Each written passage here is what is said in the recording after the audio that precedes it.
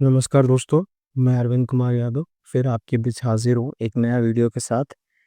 आ, आज का जो हम वीडियो बना रहे हैं वो विज्ञान का ही एक टॉपिक है। उसी पे हम लोग बनाएंगे कि जो है प्रोटोजोआ, बैक्टीरिया, वायरस, इन सब से कौन कौन सी बीमारियां होती हैं और कौन कौन से जो है प्रभावित अंग होते हैं। तो सबसे पहले हम जो पढ़ेंगे वो है प्रोटोजोआ। विज्ञान का ही जो है भाग हम पढ़ रहे हैं। तो सबसे पहले हम लोग पढ़ रहे हैं प्रोटोजोआ।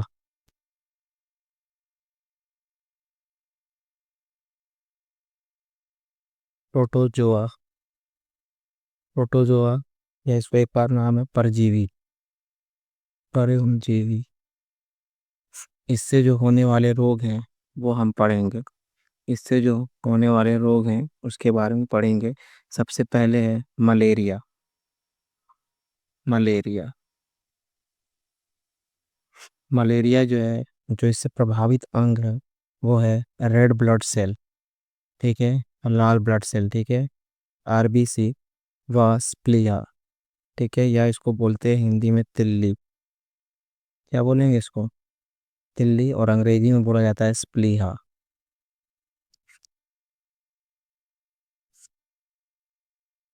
इसके बाद है पायरिया। पायरिया तो अब सब लोग जानते हैं। पायरिया से प्रभावित अंग है मसूड़े।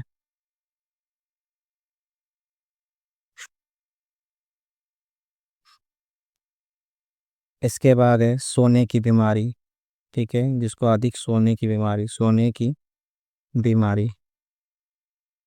सोने की बीमारी किसको प्रभावित करती है? मस्तिष्क को। इससे जो प्रभावित अंग है वो है मस्तिष्क। इसके बाद है पेचिस।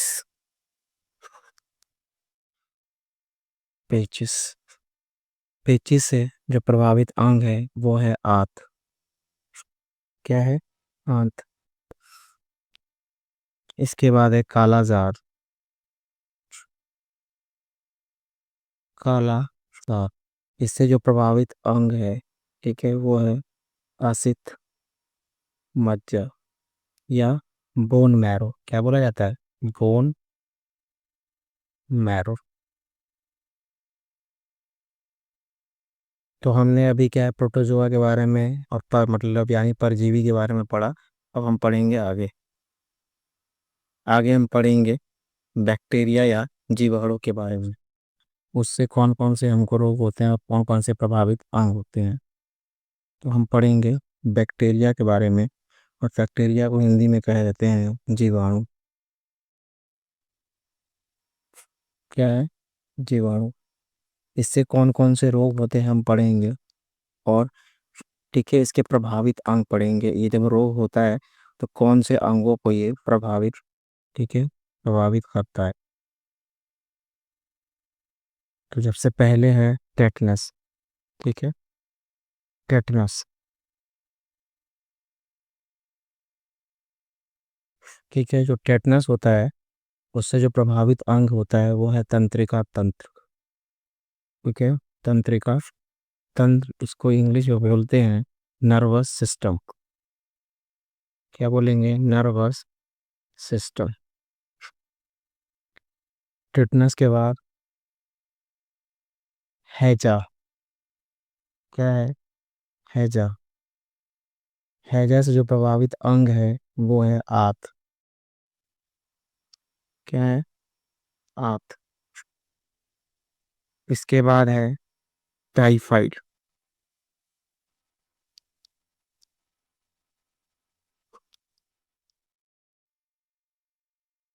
टाइफाइड से जो प्रभावित अंग है उसमें भी है आंत। क्या होता है? उससे भी आंत ही जो है प्रभावित होता है। इसके बाद है क्षय रोग, ठीक है। क्षय रोग का मतलब क्या होता है? टीबी, ठीक है, ट्यूबरक्लोसिस। इससे जो प्रभावित अंग है वो है फेफड़ा।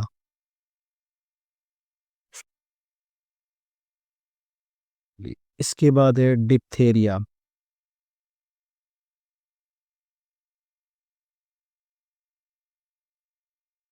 डिप्थीरिया। डिप्थीरिया से जो ये बीमारी है इससे जो प्रभावित अंग है वो है श्वास नली। क्या है? श्वास नली या रेस्पिरेटरी सिस्टम भी कहा जाता है।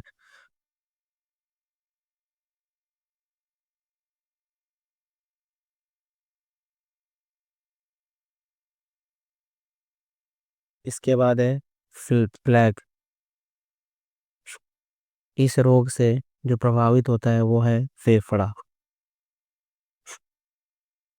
इसके बाद है काली खांसी। ठीक है, काली खांसी। इससे जो प्रभावित अंग है वो है श्वसन तंत्र। ठीक है,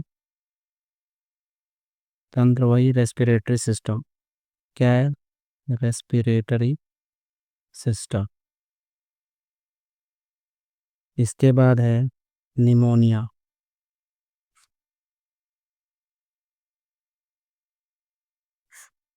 निमोनिया से प्रभावित अंग है वो है फेफड़ा। क्या है? फेफड़ा। अगला है कोढ़। कोढ़ का जो प्रभावित करने वाला अंग है वो है तंत्रिका तंत्र, मतलब नर्वस सिस्टम। क्या होगा? Nervous system. एक है गोनोरिया। गोनोरिया जो है ये है यौन जनित रोग है। क्या है? यौन जनित रोग। तो इतनी सारी बीमारियां जो है बैक्टीरिया या जीवाणु से होती है, और ये सारी बीमारियां जो है परीक्षा में पूछता है कि बैक्टीरिया से ये होने वाली बीमारियां और इनसे जो प्रभावित करने वाले अंग हैं ये सारे पूछे जाते हैं। जो अगला हम पढ़ने जा रहे हैं वो है कवक। क्या पढ़ने जा रहे हैं? कवक। इसमें प्रभावित करने वाला अंग नहीं पूछता है, बस पूछता है इन कवक से कौन कौन सी जो है बीमारियां होती है। तो अगला हम जो पढ़ने जा रहे हैं वो है कवक या फफूंद। कवक या फफूंद। तो इससे होने वाले जो रोग हैं, ठीक है, इससे होने वाले जो रोग है, सबसे पहला है गंजापन। वो है गंजापन।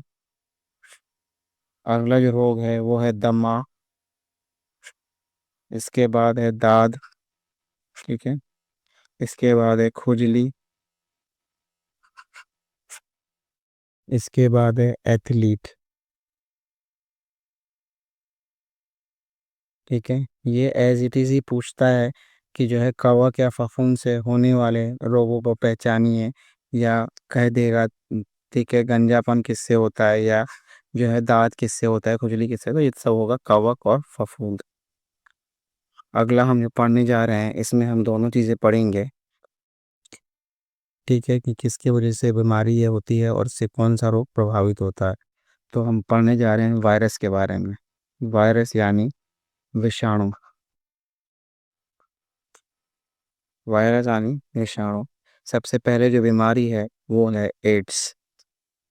एड्स, ये जो रोग है ये वायरस से होता है, और ये जो प्रभावित करता है वो हमारी प्रतिरक्षा प्रणाली को प्रभावित करता है।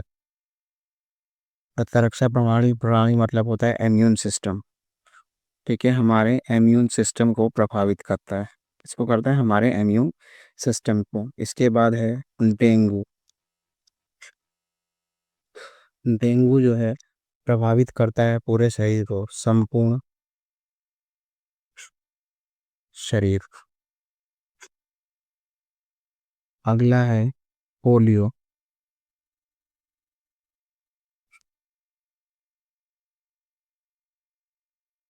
पोलियो जो प्रभावित करता है वो है किसको किसको?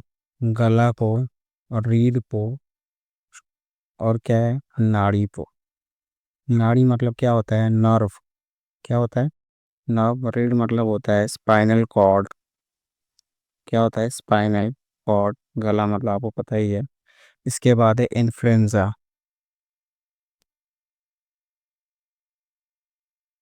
इन्फ्लुएंजा। जो इन्फ्लुएंजा बीमारी है, इससे जो ये प्रभावित करती है हमारे पूरे जो है पूरे जो है शरीर को, संपूर्ण शरीर को। अगला है चेचक, जिसको हम लोग छोटी माता भी कहते हैं, चेचक। ठीक है,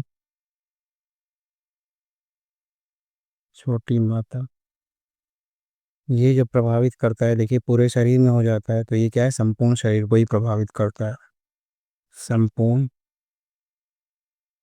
शरीर को, संपूर्ण शरीर को। इसके बाद है खसरा। ठीक है, खसरा जो प्रभावित करता है वो है संपूर्ण शरीर को, संपूर्ण शरीर को। इसके बाद है गलसोंद। क्या है, गल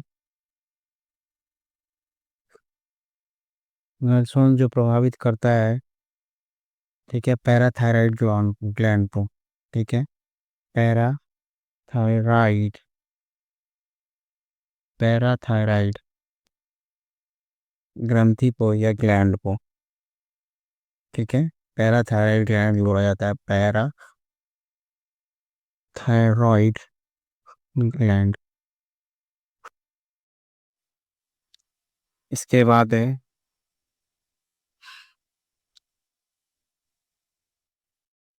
ट्रोपमा। ठीक है, ट्रोपमा किसको प्रभावित करता है, वो है आँख को, किसको प्रभावित करता है, आँख में, ट्रोपमा। इसके बाद है रेबीज। रेबीज हम सब जानते हैं, जानवर काटते हैं तो हम क्या हो जाता है, रेबीज हो जाता है।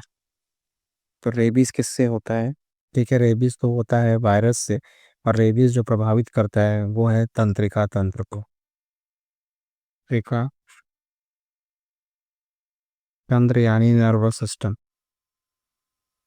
नर्वस